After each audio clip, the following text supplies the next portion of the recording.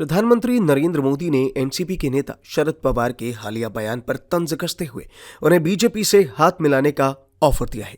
वहीं अब शरद पवार ने प्रधानमंत्री के तंज का जवाब देते हुए कहा कि वो कभी भी नेहरू गांधी विचारधारा को नहीं छोड़ेंगे और मुस्लिम विरोधी रुख अपनाने वालों से हाथ नहीं मिलाएंगे।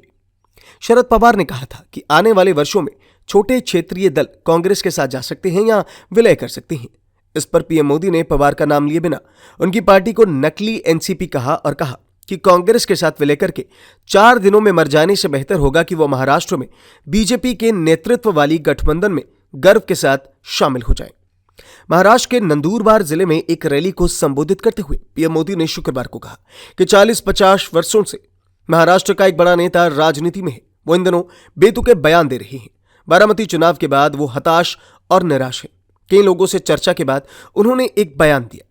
उन्होंने कहा कि अगर छोटे क्षेत्रीय दल को राजनीति में जीवित रहना है तो उन्हें कांग्रेस में विलय करना होगा।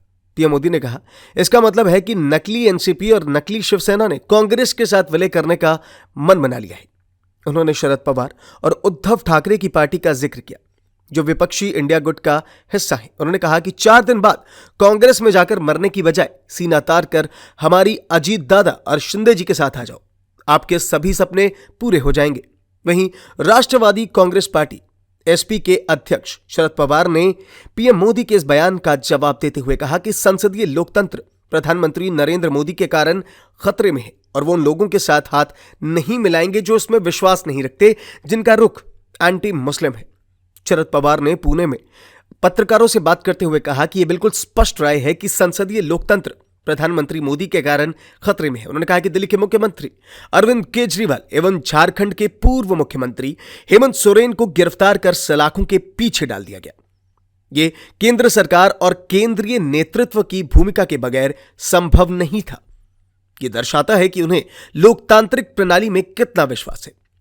शरद पवार ने कहा कि वो ऐसे किसी व्यक्ति, पार्टी या विचारधारा से हाथ नहीं मिला सकते जो संसदीय लोकतंत्र में विश्वास नहीं करता है। उन्होंने कहा कि देश में एकता बनाए रखने के लिए सभी धर्मों को साथ लेकर आगे बढ़ने की जरूरत है। उन्होंने कहा, प्रधानमंत्री मोदी के हाल के भाषण विभिन्न समुदायों के बीच वैमनस्य फैलाने लायक है, जो देश के लिए खतरनाक है। जहां भी चीजें देश के हित में नहीं होंगी, वहां ना मैं और ना ही मेरे सहयोगी कदम रखेंगे।